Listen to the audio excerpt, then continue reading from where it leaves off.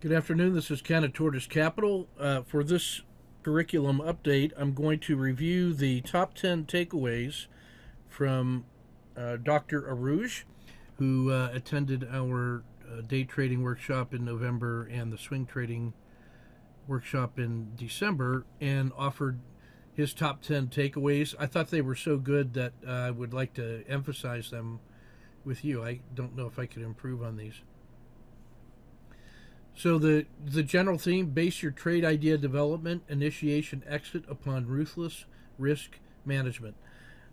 That's what gets you paid. That's what protects the capital. That's what preserves your emotional stability. That's what keeps you in the game. Ruthless risk management. The number one thing: stay alive. Don't take a risk you don't have to. Bullet one: in every trade, strive to move your stop to no lose plus dinner for two as soon as possible. It takes the stress out of the trade and turns it into a manageable science project. Lock it in. So the key word in this, or the key phrase, is as soon as possible. I think that is as soon as reasonable, as defined by your satisfaction that you've given it enough room to run, and that there's sufficient reason to believe it's going to continue to gain, and so there's no point taking the original risk any longer. So no lose plus dinner for two is the idea that when you can move to $100 profit, which is dinner for two in Kansas, that covers your round trip and the initial risk. And now what you have is a science project to discover how profitable is this thing going to be. So it's not a break-even stop, because that leaves a bitter taste in my mouth. So this has a very strong psychological component from my own psychology, and that is that I think I've already lost all the risk capital on that trade as soon as I put the trade on. I'm just prepared to accept that as a reality. And then anything that I do that's better than a complete 1R loss feels like a win to me. And when I can move that stop to no lose plus dinner for two, then I'm in a position of improved psychology. Now, because it's psychology, this isn't a hard and fast rule for everyone. I'm not trying to talk you out of this, but I'm trying to say that you need to examine the belief and your feelings and your experience and determine if it fits you. Just like any other rule for entry, this is a psychological rule for trade management that must be congruent with your beliefs in order to make it manageable. I found this to be one of the most powerful and important moments in the trade for me, one of my best techniques, and has made all the difference. So give that a try. Bullet two: you become a better student by teaching others. Have a presence in the chat room. It'll pay dividends all around, related to the experiential learning loop. And by that, we talked about the four ways of knowing. So the idea behind this is that we recognize four ways of knowing. Propositional knowledge, in which, like a sage on stage or a traditional lecturer in a college, someone has mastered the theory and then lectures about it, and then the educational task is to transfer that knowledge into your head. You remember it, you regurgitate it on a test, and we can say that's propositional knowledge, that the theory has been transferred. Experiential knowledge is that form of knowledge that occurs when you put that into application and you learn by doing. It's the difference between hearing a lecture about hammering a nail and then actually hammering a nail. Your thumb will teach you some things about hammering that is only available to you through the performance of the task. And early in the learning, that is conscious incompetence becoming conscious competence, in which you're thinking about it, focusing on it. I'm going to jump to the last one here in a second. So when you've done that so many times, much like driving, you can offload that to automatic thinking. It has become practical, second nature.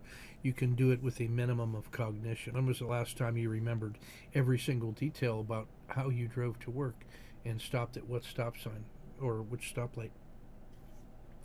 So the practical knowledge occurs when, through semi-mindful or even unmindful competence, unconscious competence, we have become masters of the task without conscious awareness of it. You hit a ping pong ball so many times you're not even aware of the individual effort. It's just become second nature. Well, a lot of things are happening in forms of feedback and adjustments and micro learning that's going on that you're not even aware of once your conscious mind has moved on to other things. And so there becomes a unconscious or unspoken or what is called tacit knowledge that lives inside you that has accumulated, sometimes good, sometimes bad, about how to do things automatically. We know that that's true because when we use expert knowledge engineers to try to extract the knowledge from experts in order to model it and then set up expert systems for others to accelerate that learning curve. It's not that only 30% of the expert's knowledge gets extracted on the first pass. It's only through trial and error and back and forth and multiple iterations so we can dig deeper into that tacit knowledge and get conscious knowledge. So the fourth way of knowledge is presentational knowledge, and that is the knowledge that becomes available to you only by making the effort to teach somebody else what it is that you know.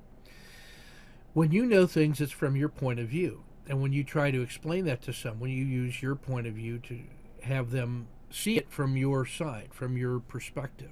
If they can't get that, maybe you have to have some empathy with them and figure out what kind of metaphor might appeal to them or make sense to them. And so you're looking at the things that you know and trying to look at it through a different lens so that you can communicate the essence.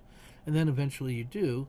And then you have learned something new about that thing that you had learned. You've seen it in a different way. It's no longer two-dimensional to you. It's three-dimensional. That's why in the martial arts, to advance to higher levels of black belt, you must take on the role of teacher in order to go back to the student and see things through their eyes and communicate to them. And it's only through adopting that alternate point of view from the student's eyes that you get a fresh, clean, new look at the art or the thing that you're talking about. And so the act of trying to teach gives us insights that are only available when we put in the effort to teach. We're not just telling our story, but we're trying to see things from our students' point of view. And so, to Aruja's point, that you will learn better by trying to teach others what it is that you know, or trying to teach them what it is that you see. Have respect for what you know, own what you know, and try to communicate that clearly. The chat room is a way in which you can do that. It will do a couple things. It will share the knowledge between practitioners. It will also drive you to do your best work because you will want to do your best work for others so that they're not led astray. And that will cause you to be more mindful, more focused, attention to detail oriented, and it will dramatically improve your own trading. This happens so often that it is basically a rule. Point number 3, know the difference between your position size risk and your execution risk.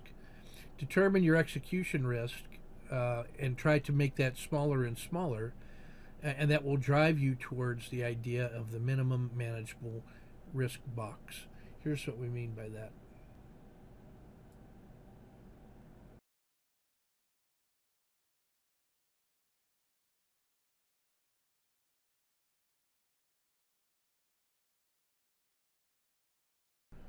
What we mean is that your position sizing risk should be a wide enough risk that you don't truly risk taking more than a 1 hour loss in your time frame. So in swing trading, that would be, a couple ATR. On intraday trading, that would be a frog box. Both of these are wide enough that you are not at genuine risk of taking more than a 1 hour loss given normal management skills. The execution risk is the risk of an adverse move that disproves the hypothesis of your trade. So let's think of this if we were trading a doji for a moment. All right, so let's imagine for a moment that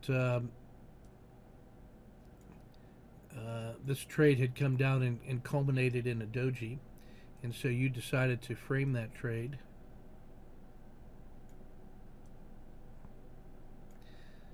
And you decided that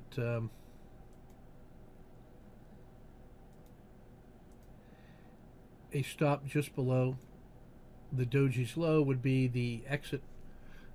That would be a price that said that price was going this way instead of going up as you wished. You believe it's going to go up. And so maybe you've defined a trade frame so that you go long 5 cents higher than the doji, or you want to go short 5 cents lower than the low of the doji, believing that there is a reasonable 2-to-1 risk above and below that doji. So this is a critical state. So if I get long here, a price that reverses and goes through the low of that doji now tells me that this original move is probably more likely. So this is the price that invalidates my trade hypothesis. I want that to be as small as possible. I want it to be small so that the amount that I'm actually risking is trivial. I want my position sizing to be a wide enough risk so that it would have to fall this low for me to take a 1R loss. So in this case, the smaller the doji, the smaller my execution risk is compared to my position sizing risk. Let's call that the P risk. So in this case, if this is my risk here, then my risk compared to my position sizing, my execution risk, is very small. That's a 0.1 or a minus 0.2 risk. And so I'm never under the stress of taking a full 1R loss. Well, what that allows me to do is to try to find opportunities where I can minimize my execution risk, and then I use my position sizing risk to give me a standard position sizing, SPS, standard position sizing from each and every trade. So as I start doing all these different trades, they are all based off of a common initial risk and a common position size that's driven by the dollars at risk per trade and the size of the position sizing risk. Now I can, whatever the results are for each of these, I can now compare them and put statistics on them and treat them all as the single style or type of trade. If I use the execution risk as my position sizing stop, it's quite possible that some of these trades in the same system and on the same symbol could be 5 or 10 times larger than other trades in that series. And in my psychology, there's no way that I can reasonably consider those to be the same trade because of the extraordinary different levels of risk that I perceive at all times, which is the dollars at risk. So by standardizing the position sizing risk against all of these trades in that series, or if these are swing trades, against all the different kinds of signal generators, if all my swing trades are using the same standard position sizing risk, then I can compare the results of 5 days down, or overreaction, or channeling, or triple screen, or whatever, and then I can fairly compare which of those is performing to a better standard. And it may be that in one style or another I can find better ways to reduce my initial risk earlier.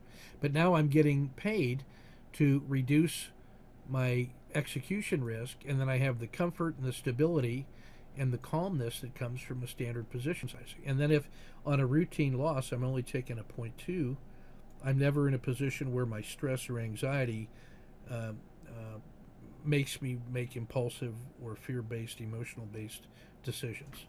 So this has been an important feature of our learning, and that is know the difference between position sizing risk and execution risk. And that will lead us towards the idea of the minimum manageable risk box, which is a box that we can manage so that we never take more than a 1R loss, even in execution.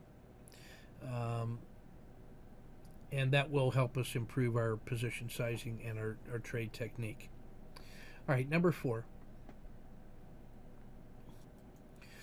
This is the idea that if we got an entry down in here and we wrote it up and now it's starting to fail and I'm starting to feel anxiety, well, a reversion to the Bollinger Band mean is the least surprising move. And so we might even just simply think of this as whatever the distance is from the peak to the Bollinger Band mean, divide that into 3 groups, and then be willing to give back 1 in order to preserve 2. And in this way, the same 2-to-1 reward to risk ratio that you used on the entry is now available to help you preserve profits in a way that feels professional and is consistent. And then you can define what we mean by tipping or rolling over or failing by any of the numbers of different techniques that we use.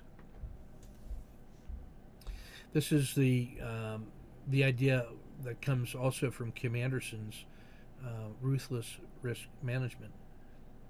Don't stay wrong too long. You don't have to be right, but don't stay wrong too long. And we believe you should be stalking your exits at least as diligently as your entries, because this is the one that determines what you got out of it and what you have to live with based on your judgment.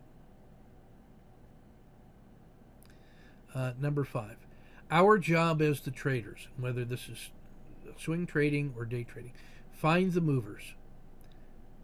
The ones that are moving faster than their normal and faster than the market's normal. They're the ones that are in play. Then create trade frames that have key prices at critical states and decision points, and then rehearse those. Start with the hybrid frog to get in so that you're not overthinking the opening, and then steer with the chain trading logic of the owl and the collapsing dragon in order to acquire information and action as we go through the day. Number 6, real-time market mosaic analysis. This is an intraday technique. Continually evaluate the list of the percent greatest gainers and losers during the day and compare that to the standard market indices and the sectors, and finally individual ETFs and their major components, in order to find that symbol that is moving more than the sector and the market. Then you know that that is in play by people buying and selling it directly, and that's going to give you the biggest mover, and that's going to be the one that's the easiest to spot and the easiest to ride. So that's what we mean by real-time market mosaic analysis.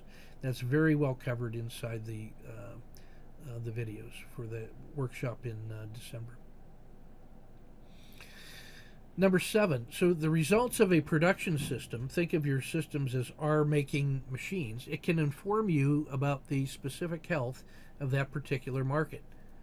When they perform poorly, you'll see this in your results, which is another way of evaluating the mosaic. And this is what we mean by that. Typically, we approach market classification as a filter that helps us pick systems that should perform better because of theoretical reasons. At some point, however, when your rules are specific enough, if that system is performing well, then you can reverse engineer that and say, well, then this is the kind of market in which this system performs well. So let's suppose you were in the position where you had a theory about why that system should work, and then the market moves into a different category, and yet that system is continuing to perform well.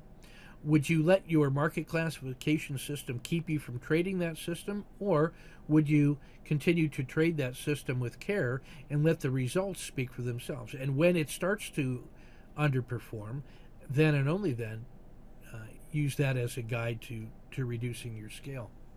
That's the position I take. That if you have enough uncorrelated systems, that the sum total of their performance begins to give you insights into what kind of market it is, and you can let your system performance help you make the allocation decisions between systems rather than relying on a theoretical notion about how the market works, which, as we know, is very dynamic and changing, and whatever your classification system is can't possibly capture all of the nuance, whereas systems are recording specific results at that time. So let's use those as our indicators for market conditions once we have a deep understanding of them. Now, when I'm concentrating on my systems and looking for improvements, I'm looking to make fractional improvements in the range between -1 and +2. I take 1 unit of position sizing risk. I try to reduce that by having a fine-tuned execution risk. But then I'm using 2 full position sizing rewards as my theoretical gain in order to maintain a 2-to-1 reward to risk ratio. Now, if my average loss is -0.3, then you can see that a 2R position sizing gain is almost a 6R reward to risk. But because the execution risk is variable, I simply look for a 2-to-1 against the broad position sizing risk in order to get me into things that have clear advantages to the direction that I'm taking the trade. Now, there are some times when I get better than 2R position sizing in a trade, but that always comes from higher time frames triggering on their time scales and pushing this far beyond the limits of what I can reasonably expect. They all look the same leaving the station, and it has nothing to do with anything I could detect earlier. It's simply a result of other actors and agents trading on their time frames and continuing to push this thing in my direction. So as long as I can make my professional improvements in the land between -1 and +2, as long as that's positive expectancy for me, then my job is to never take more than a 1R loss and always and be happy but unconvinced when gains better than 2R occur. And I don't tell myself that was my skill. It was really just the opportunity in somebody else's time frame. Number 8, don't try to control your emotions or the chimp because they've already happened. The chimpanzee inside you is doing what he's supposed to do. He's alerted you to an opportunity or against a risk or pointed out something outside of your rule sets. You just give him a banana and say, good boy, but you don't let him drive. You keep him carefully locked up in the back of the truck there. What you want to do is notice when that inner chimpanzee is identifying things so that you can note them for later analysis, as there could be some moment of golden nugget that's inside there, especially if it's connected to psychology and therefore to mass psychology. You want to be able to have a reliable, systematic way of approaching it, and then you can convince your chimpanzee that you heard him, that you're going to take action on what he observed, just not right in that moment. What that allows you to do is clear the emotional charge, whether positive or negative, from each trade before it accumulates and carries over into the next trade and then surprises you by affecting what you do. Don't carry the emotional charge from one trade into the next trade. Always start at the zero state and be ready to trade from a stable and balanced platform.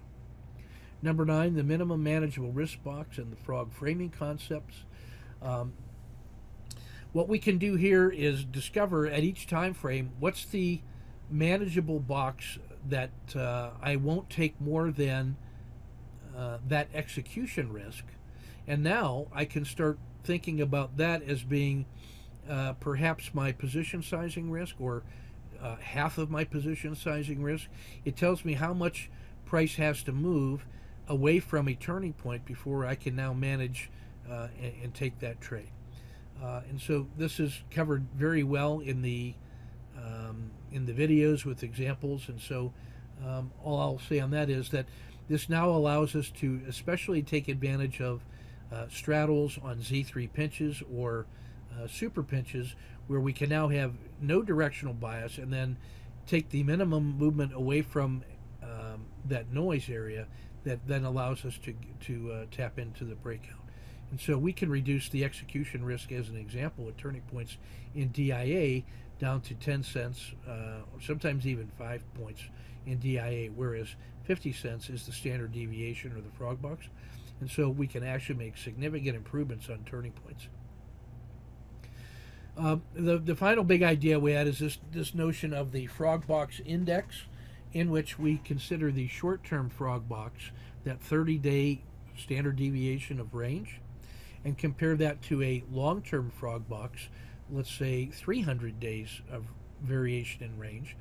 And this looks more like the long-term stable inherent volatility and variation of a price, and this is the short term. And then if you are in a position where the short term is greater than the long term, then this number is greater than 1, and that tells you that you're in very volatile conditions. If it's less than 1, then the longer term volatility is greater and you've entered a period of quietude. You can plot this ratio as a time series and put additional statistics on it, and you can learn something special about your particular symbol, and this is an area in which that you can gain an edge. Now, so those are the top 10 ideas from that Aruj's picked up. I would say, by the way, this long-term fraud box, I think we're at 300. We're using 300 now, not 500, to keep the file size low, and that 300 is plenty. So these were Aruj's insights. I know that he's learned them because he built this himself, and he's constructed this knowledge and is reviewing his notes. And it was such a nice job that I wanted to share some of these big ideas with you. So thanks for your kind attention.